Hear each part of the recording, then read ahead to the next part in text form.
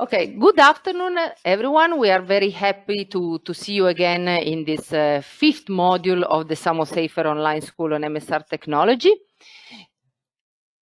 As we are now starting this module on the design of molten salt reactors, this first part of the lecture will be provided by Professor Elsa Merle from University in Grenoble, and is going to deal with the physical principles and design of molten salt reactors. As you know, this first, let's call it basic, even though it's not going to be basic, and it will be very, very interesting, engaging, will be followed by a webinar. Therefore, we will be needing to join in a different room with the panel discussion on different MSR design around the world. So first of all, I'm leaving the floor to Professor Elsa Merle for her contribution to our school.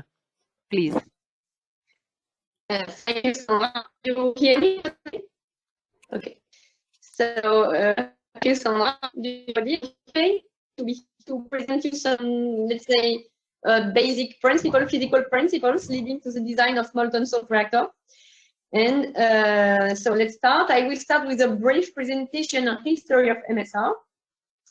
Just I'm following all of you. Then I will go to specific points leading to some common options. And finally, for speaking of the illustrator, I will illustrate some system studies and the example. I will example of the reference molten salt development. So just on history, I think that many of you already know about the history of demonstrators reactors at Oak Ridge National Laboratory in the United States. First with the aircraft reactor experiment operated during 1,000 hours in the 50s, and then in the 60s, the molten salt reactor experiment, MSRE, which was an experimental reactor at a classical temperature, operating temperature for molten salt reactor. And with a power around 7 thermal megawatts, and operated with enriched uranium, uranium-233, and plutonium-9, with no fertile matter in the core. This reactor, the idea of this MSRE was to lead to an industrial version breeder reactor called the molten salt breeder reactor, but at that time it was more PWR that has been built and not molten salt reactor. It was a reactor with graphite in the core, with a moderated reactor with graphite in the core, with a thermal neutron spectrum, and which was foreseen to be operated in the thorium fuel cycle. Then, following the stop of the American program on MSR, there was a lot of studies in the world, in Japan and in France by CEA and EDF, at CERN also with subcritical reactors, and also in Russia with the Mozart reactor, and with the Sphinx reactor in the Czech Republic. There was also actions at the European level with the MOST network. The idea was to have an idea of the state of knowledge concerning molten salt reactors, and finally an action called ALISIA, Assessment of Liquid Salt for Innovative Applications. All this was, let's say, maybe the first history in Europe of this kind, in the world, larger than in America, of this kind of reactor. And at CNRS, we start working on in academy in France. We start working on reactors due to a decision of government that all institutes able to work on reactors was have to work on this subject. So the first idea was to have a look at subcritical reactor with accelerators, because it was a knowledge of CNRS. And finally, colleagues, some of my colleagues, to restart a re-evaluation of the molten salt breeder reactor, the American industrial reactor, but with neutronic codes, today's neutronics codes, and today's informatic capacities. It means that it was a stochastic neutronic code, MCNP, that has been used with the development of an in-house evolution code for materials evolution called REM, and a coupling of neutronics with chemistry. And thanks to this revelation at the beginning of, let's say, around 2000, some issues of the MSBR project were highlighted.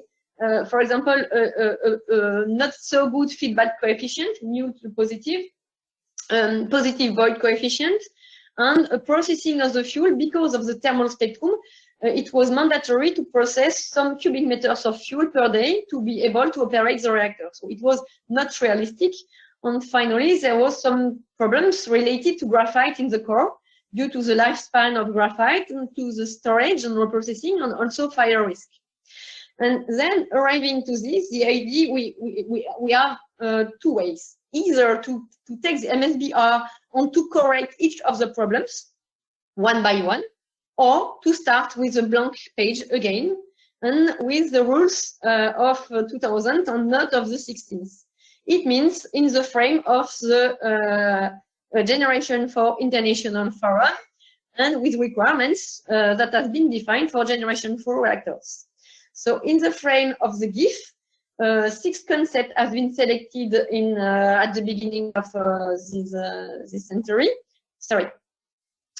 So 6 concepts selected out of 120 around: the sodium-cooled fast reactor, lead-cooled fast reactor, gas-cooled fast reactor, VHTR, via high temperature gas reactor, which is foreseen for non-electric application mainly, supercritical water-cooled reactor, which is a survival of light water reactor, today's light water reactor, on molten salt reactor. And of course, today I will focus on molten salt reactor. And then what about Gen 4 reactor? What are the rules, what are the criteria to define a future and innovative reactor, a Gen 4 reactor? So this has also been defined in the frame of GIF with a sustainable development, an optimal safety and reliability, proliferation resistance and physical protection, and economic competitiveness.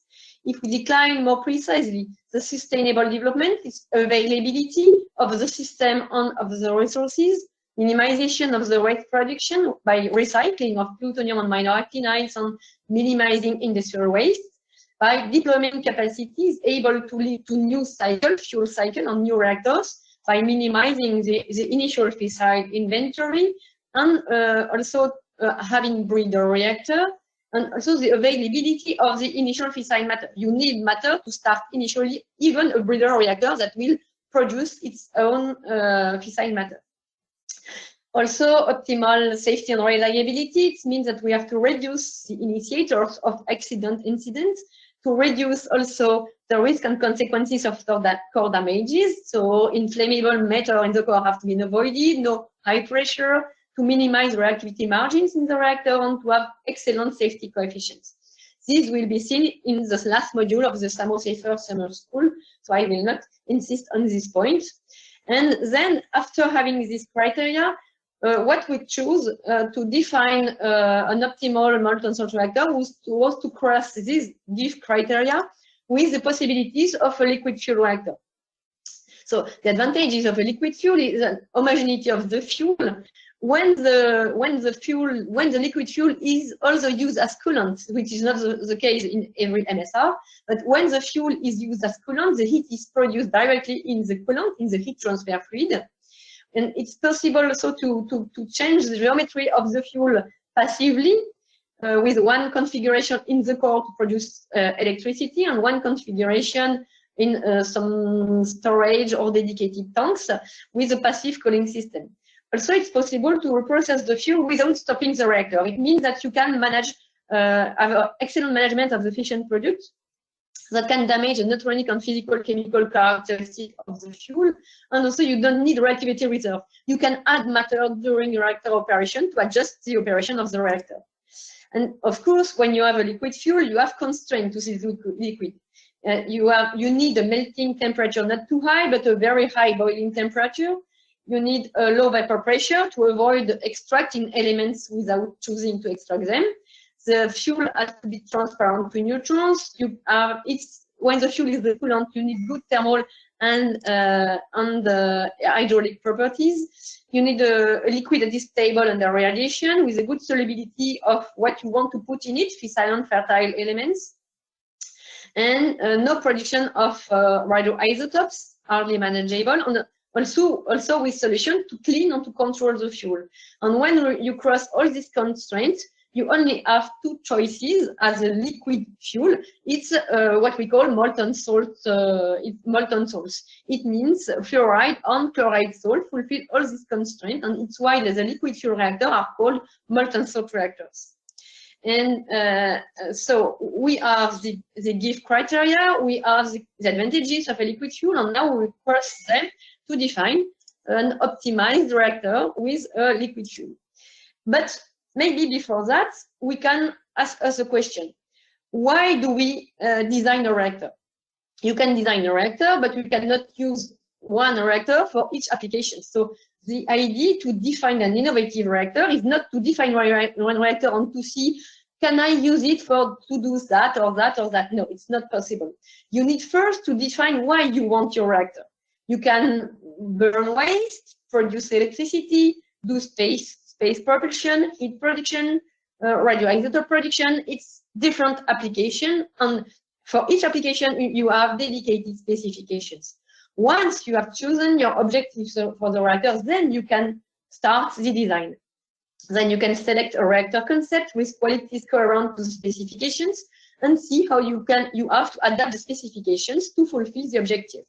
And of course, the idea is to have reactors which bring new options and as more flexibility as possible in terms of safety, design and operation, controllability, load following, fuel composition, fuel processing, etc. The more flexible the reactor is, the more versatile the reactor is, the easier it will be to adjust it to the specifications. And the idea of selectors is to give you some ideas on molten salt reactor. Why are molten salt reactors so interesting? It's because it's flexible reactors in terms of design, safety, controllability, and fuel management. And I will explain this during the let's say 30 minutes that I have now. And to illustrate this, I extract here a plot that has been drawn during an IAEA meeting 1 year ago. IAEA meeting on MSR technologies, just to illustrate different MSR families. So you have, for example, in green, the fluoride version, in yellow, the chloride version, in blue, the thermal version, in red, the fast spectrum version. So you can see that by choosing different salts, a neutron spectrum, and in the external part, you have the fuel matter. You can have a very, very large number of MSR families. And very often people are asking, but what is the next one? And the answer is, whatever you want to do with the nuclear reactor, you will find an MSR that will be adapted for this objective. It means that there is a lot of operating phases, excellent MSR, that can do all what you dream for a reactor. What this figure illustrates. So let's move on to understand this through the scientific choices and the coordinate option. So I will illustrate two choices. The choice of the neutron spectrum or the choice of the salt, chloride or fluoride. So I start again with this picture, and I remind you what we have to do. Choose the objective of the reactor first. Then once we have the objective, choose the neutron spectrum, the most adapted. Then if we have a energy production reactor, we have to choose the fuel cycle. Once we have to choose the fuel cycle, we will choose the fluoride or the chloride salt, and then we can design systems. It means the reactor power, the reactor volume, and we can go from a very small modular reactor, even micro reactor, to large size core, thanks to MSR specificities. So first, I will focus on power production, and then I will detail how we can choose between thermal and fast neutrons. To spoil the conclusion of this illustration, I will start with one thing. If you see what I present for Gen 4 reactor, you can see that it's mainly fast neutron reactors. So I will explain the physics that is behind this choice, and explain my conclusion of the fast spectrum, but no problem. When you have a fission, occurring a neutron with a heavy nucleus that will do a fission, producing fission products, and 2 or 2.5 neutrons. One of these neutrons is used for the generation. A part of these neutrons are lost, the idea is to use one of these neutrons to breed the fuel. It means that when you use one fissile nucleus, you produce also a fissile nucleus during the same reaction by the reactor. It means that the reactor, you have two possibilities, either to use for that the reactor thorium or uranium-238, which are the two natural fertile matter available on Earth. And in both cases, the idea is to use these neutrons to produce on thorium or on uranium-8, uranium-3 or plutonium-9 that are fertile matter. It means that one nucleus after fission will produce one neutron for reaction and one neutron to auto-produce itself, the fissile matter. And when it's the only way to sustainably use the nuclear resources, since uranium-235 is only a very small part of uranium, and the main part of the stockpile on Earth are uranium-238 and also thorium.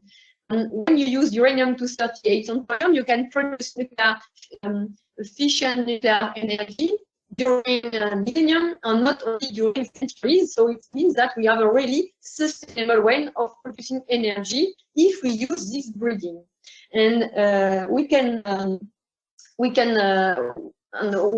we can see maybe, and so I just try to see what I illustrate. So just to mention that the loss of neutrons is reduced when you use fast neutrons. It means that the cross sections are that are illustrated on the bottom right.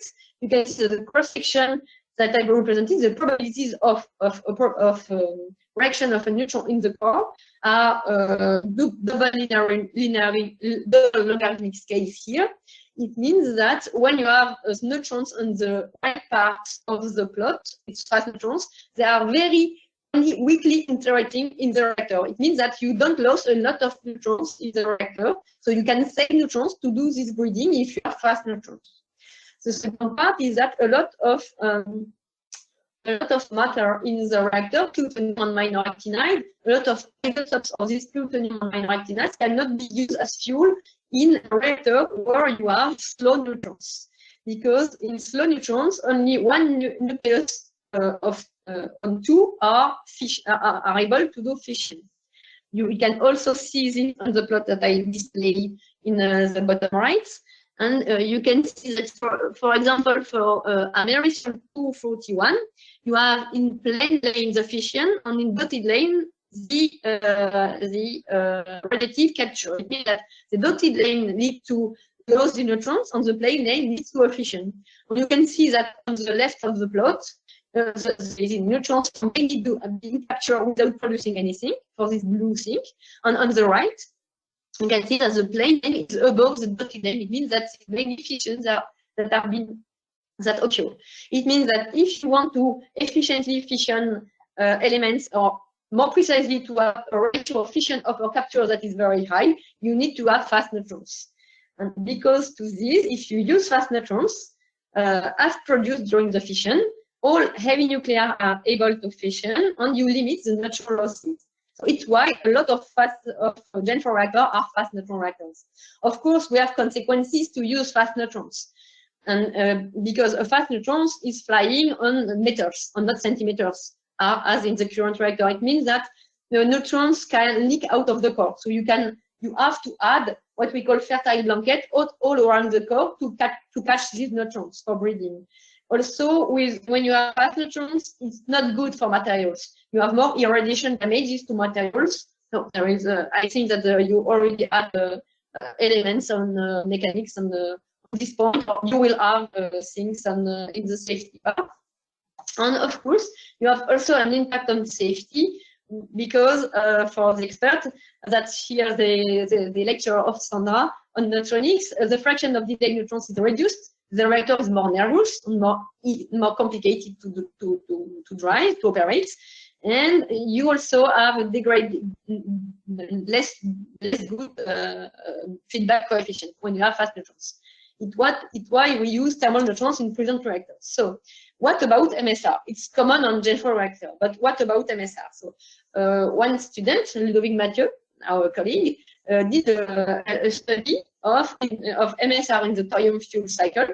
And the idea was to see what is better between a thermal spectrum, it's the blue spectrum here, and epithermal spectrum, it's quite fast, it's the blue light here. On the fast spectrum, it's a purple version, a purple spectrum here. All the neutrons are mainly fast.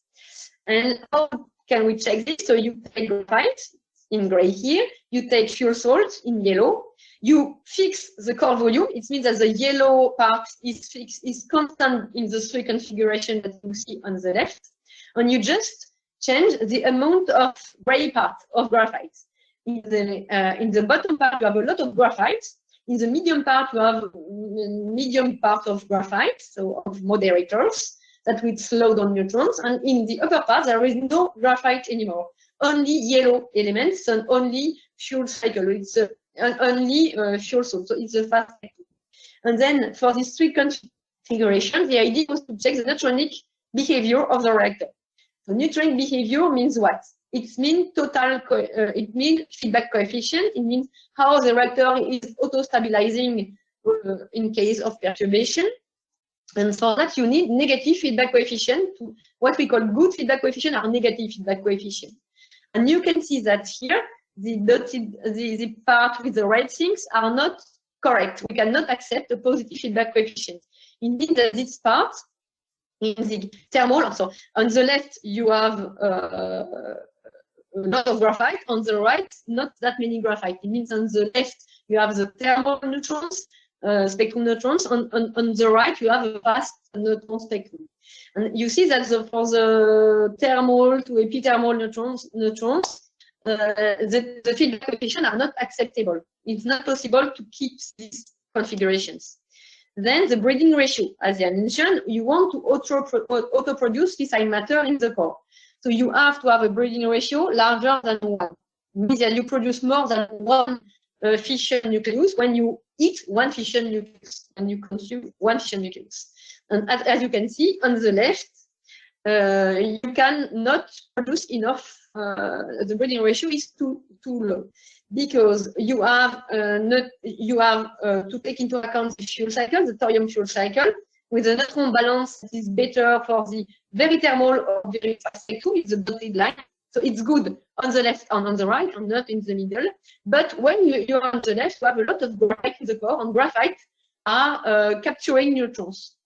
It means that neutrons are mainly captured by a moderator, by graphite, and cannot be used to produce fissile matter.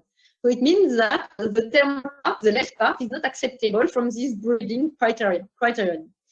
Then you have the graphite. We have to take care of the graphite because graphite is irradiated. So after using the reactor, you have to manage this irradiated graphite. So you have an idea of the neutron flux in black here, and you can see that the neutron flux is higher when the neutrons are fast. It means that you have a low lifetime of graphite. So it's better to be on the left, except on the point on the very right, since there is no more graphite, you have no more graphite to manage. And finally, when we have a look at all these parts, so I remind you the thermal, the epithermal, and the fast version, we can conclude that the thermal spectrum is not acceptable because of the feedback coefficient. The epithermal spectrum is not acceptable because of the short lifetime of graphite. And finally, only the fast spectrum configuration are okay with only a larger initial fissile inventory. So it's the basis of what we call the molten salt fast reactor. So now we had to optimize the fissile inventory. It means to increase the specific power, the volumic power of the reactor. So we fix the produced power and we play on the fuel cell volume, on the core geometry, and we have not the same limiting factor in liquid fuel compared to solid fuel. The limiting factor for a reactor to produce heat, to produce power, is the capacity of the heat exchangers, the neutronic irradiation damages to the structural materials, and also the burning efficiencies and the deployment capacities. And what we show is that when we have a volume of around 20 cubic meters, the best one is 18 cubic meters, we have a configuration that is excellent, and we can reduce the fissile inventory to around 3 tons per electric gigawatt, which is very good. Excellent. And so it's what we call the molten salt fast reactor. So now to illustrate the second thing, so we have a fast spectrum, we have power production, a fast spectrum, a breeder reactor, and now what is that between fluoride and chloride salts? Questions. So again, we will start with the physics considerations. What is better? So if we want to do the breeding with the thorium fuel cycle, we compare the neutron spectrum with the cross section of thorium leading to the production of uranium-233, and you can see at the bottom of the slide the breeding ratio, which is larger for the fluoride salt compared to the chloride salt. So the fluoride salt is better to breed in the thorium fuel cycle. If you do the same thing with the uranium-plutonium fuel cycle, by combining the neutron spectrum with the neutron available to produce plutonium, we can see that the breeding is better with the chloride salt if we consider the uranium-plutonium fuel cycle. So no winners. For the irradiation damages, as you can see on top of this slide, the purple spectrum is the spectrum of a chloride version, and the green one is of a fluoride version. You can see that the chloride spectrum is harder. There are more fast neutrons compared to the green one. And the faster the neutrons are, the larger the irradiation damages are. It means that you have around 10 times more. We have around 10 times more irradiation damages with chloride salt compared to fluoride salt. Let's say between 5 to 10 times more damages with the chloride salt in terms of DPA on helium production. So when you only consider irradiation damages, the fluoride salt is better. Now regarding chemistry, so chloride salt are less studied in the nuclear industry, but the melting temperature are lower. It means that you can operate a reactor around 100 degrees below compared to fluoride salts. So there are a lot of consideration, but when you see this table, I don't know you, but I cannot conclude that one is better than fluoride or chloride is better. Both have advantages and drawbacks. Let's come to radioisotope production. You produce chlorine 36 when you use the chloride, and you produce tritium when you use the lithium fluoride. So no winner. You have to enrich your matter to avoid these productions. And for the other elements, it's the same. You produce sulfur or oxygen, it's not better also. And tellurium is produced for both salts. So conclusion for the radioisotope production, no winners. And finally, the answer is there is no winner between chloride and fluoride. When you want to do a thorium breeder reactor, you have to use lithium fluoride. And when you want to have maybe breeding in uranium-plutonium fuel cycle is more a chloride reactor. For actinide burner, both can be used. I have a preference for chloride version, but of course we just start to study such reactors. And as you can see, finally, when you have breeder reactor, you have two choices: a thorium molten fluoride reactor for the thorium fuel cycle, and a plutonium molten chloride reactor for the chloride uranium fuel cycle. So two possible configurations. And what we call reference MSFR, this lecture will be focused on the most studied of both. It means the fluoride thorium version. So I remind you here of the technical characteristic of molten salt reactor with a liquid salt, which is a molten salt, heat extracted. For what we studied in the molten salt fast reactor, the heat is extracted by the salts. We have a high temperature, high thermodynamic efficiency. The reactor, as you can see on the right, is compact, and the core geometry is simple. Here it's a large version reactor, so 3 thermal gigawatt, and the core is around 2.3 meters by 2.3 meters. Very compact and very simple. And this reactor, of course, can be used for power production and waste burning. It has not been designed for the other utilization. And this reactor has been selected by the GIF in 2008 as model to study molten salt reactors that are competitive to solid fuel fast reactor, but also a lot of things to study in safety, in technology, etc. So it's the next study that we have done. And the innovative features in design compared to solid fuel reactors are the elimination of most of accident initiators. It's a reactor with a high level of intrinsic safety. This has been demonstrated in European projects, and it's also under demonstration. Large flexibility in the design and operation of the reactor in terms of fuel composition, reactor operation, power level. So I suggest you to see the next module of the Samosafer Summer School on driving of the reactor, load following. And no classical fuel fabrication. This leads to a cost reduction.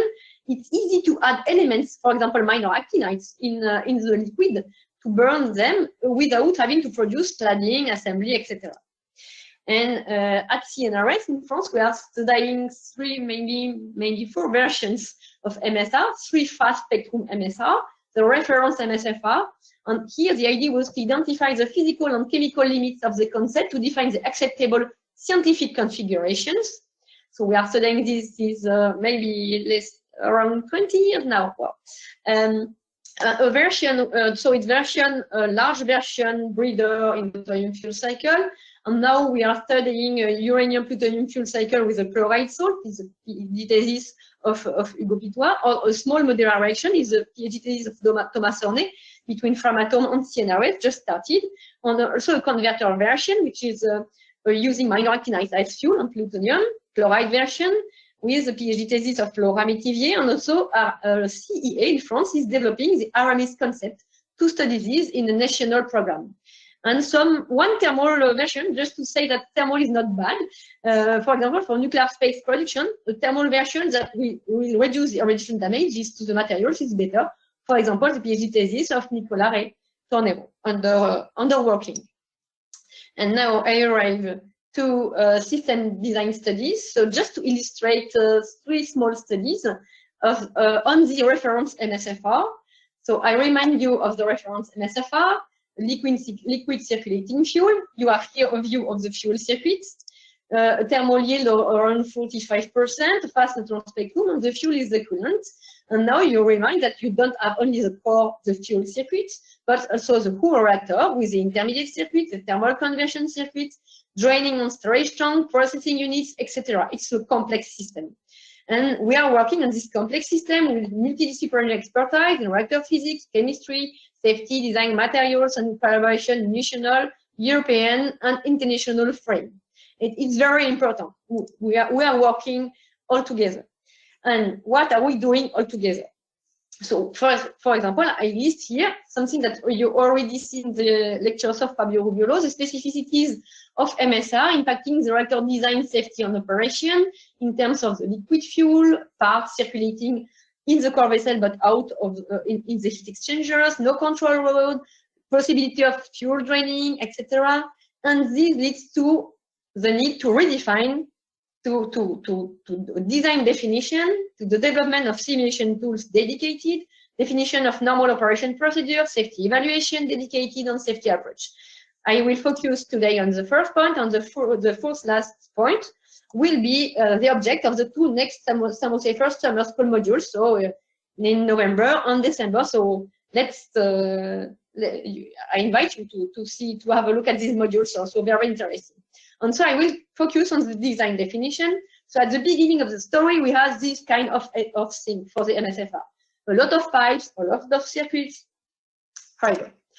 And first thing, we do neutronic thermohydraulic calculation with Rance CFD calculation to define, to optimize the shape of the core, to be able to have a uniform salt heating in the core, as you can see on the right. And finally, the optimized core, what is called the EVOL, because it's the name of the project. The EVOL design of the MSFR, core design of the MSFR is here. It's a toroidal shape to be sure that we have not hot points on the walls and a uniform salt heating.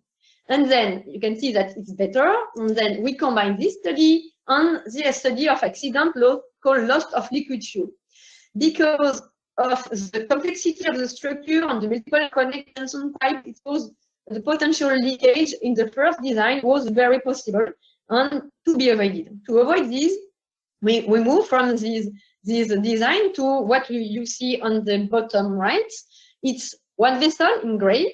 you put the salt in this vessel, surrounded by a storage tank.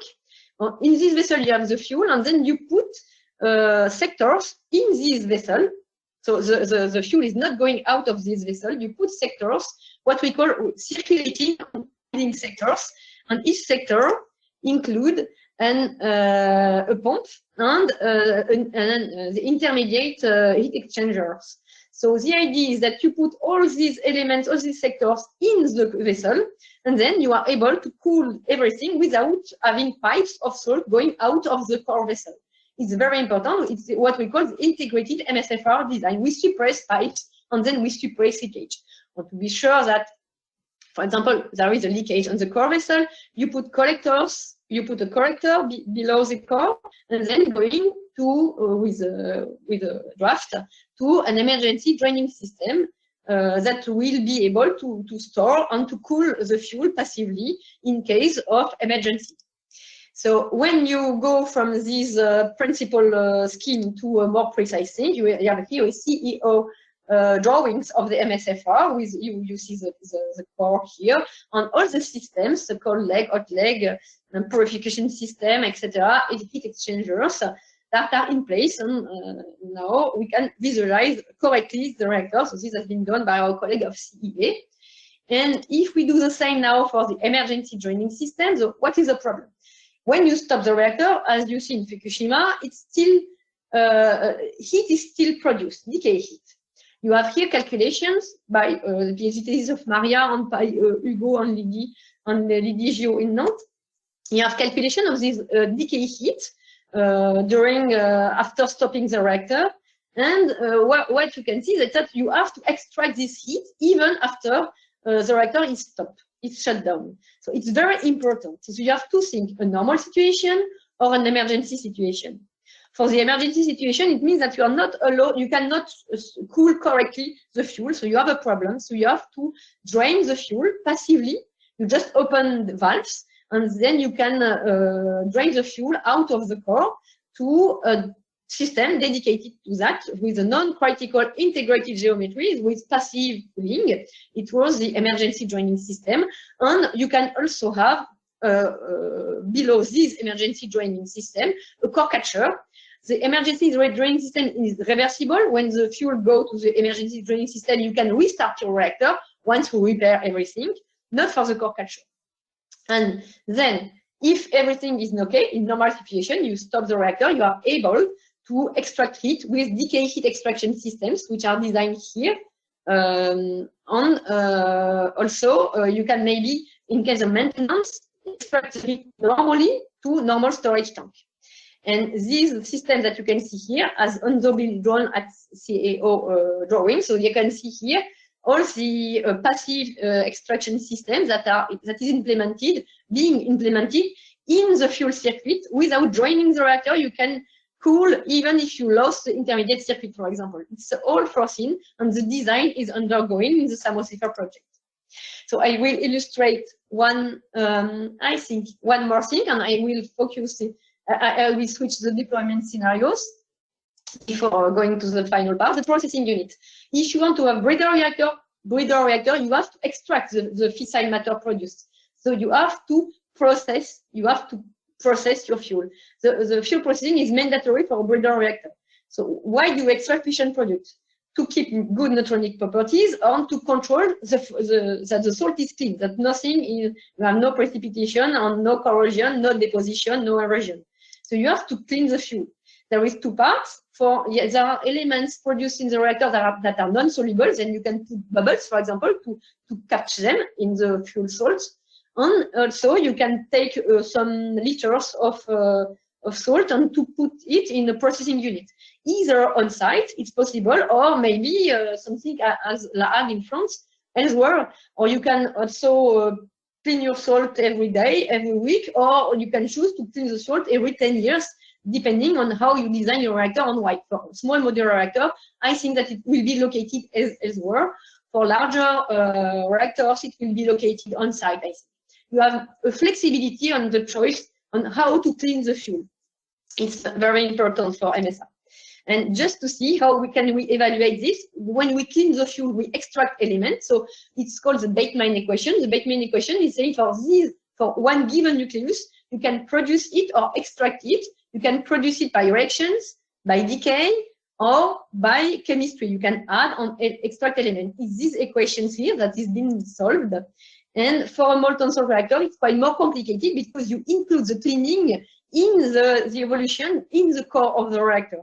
And we have dedicated tools developed or under development to calculate the evolution of matter, of all the matter in all the parts of all the system. And then you can calculate elements for safety, for radial protection, for safety, for proliferation, etc. So I will not detail, but there is a code called REM developed at CNRS, and you can see just on the left that this code allows to have the amount of uranium, the evolution of uranium in the core during reactor operation. In orange, the evolution of plutonium in the core during reactor operation. And thanks to that, you can calculate. So you can see here a small video of the nuclei. You have all the nuclei available on Earth, let's say. And initially, you put only heavy nuclei. You can see on the zoom part. And I start the video, so you will see. So it's first seconds. So okay, you will see in the middle the production of fission product. So you consume heavy nuclei and you produce fission product, and you can see that we also produce heavier nuclei by neutron capture. So you can follow the evolution of the matter that you have in the core directly, thanks to these simulations. And you can also compare two processing possibilities here, and you can say that when we clean more the fuel, then we have in blue less fission product in the core and more heavy nuclei in the core. So you can do design of reactors thanks to this. And you can also see, and I will switch to demonstrator then, Sandra. Just one thing, you have here the impact on breeding when you process, when you extract, when you have bubbles extracting non-soluble fission product in 1 second to years, and you can see no impact. And on the left, you have the impact of the chemical processing, and you can see also on the breeding ratio, and you can see that there is nothing if you reprocess the salt between 1 second to some years also, because we have a fast neutron spectrum, so the capture cross-section are very low on the fission product, and the conclusion is that we can design the processing unit and the core separately, and we can do parallel studies. There are no interactions, and the chemical processing is mandatory for the quality physico-chemical properties of the salt, but not for the neutronics. And it's very interesting. It's why fast neutrons are interesting. So I switch directly to demonstrator. So I can have questions on deployment if you wish, but just one word on demonstrator, on demonstration steps. So the MSFR currently is displayed here, the characteristic on your eyes. It's a reactor. We have a design of the core. We have a design of many of the systems undergoing, and we have a radius. We have a circulation of the fuel salt in 4 seconds in the system and in the intermediate fluid, etc. And now we would like to see if this is working. So what is a demonstrator? A demonstrator is a nuclear reactor, a basic nuclear facility that will be built in one country with a safety report to be submitted to the National Safety Authority. It means that prior to building this demonstrator, you need qualification level of all the demonstrator systems to prove that it's reliable on operation, that you can operate them. And for the safety system, you have to use proven system or to add remedial measures if you have innovative. You have a prior validation of the safety approach, and you have to train the experts, which are not in the National Safety Authority. They don't know molten salt reactor. So you have to train them. It's why it's not one demonstrator, it's demonstration steps to be able to build the demo, to be able to be authorized to build the demo. And we have to leave to the demonstrator only what is essential and to minimize unpleasant surprises, if you imagine what I see. So you have different sizing of the facility, small, labo size, medium and full size experiment to 1 liter to 1 cubic meter. You have level of radial protection to inert salt, to low activity salt, to high activity salt. And when you consider the fuel size experiment and the high activity salt, it's what we call demonstrator. But we have to do all the steps before, the previous steps before.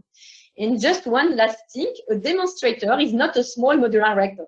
So you have two approaches. You can scale down the large reactor to a small version representative. It's a demonstrator. It will not be one small modular reactor, but it will demonstrate that the large reactor is okay.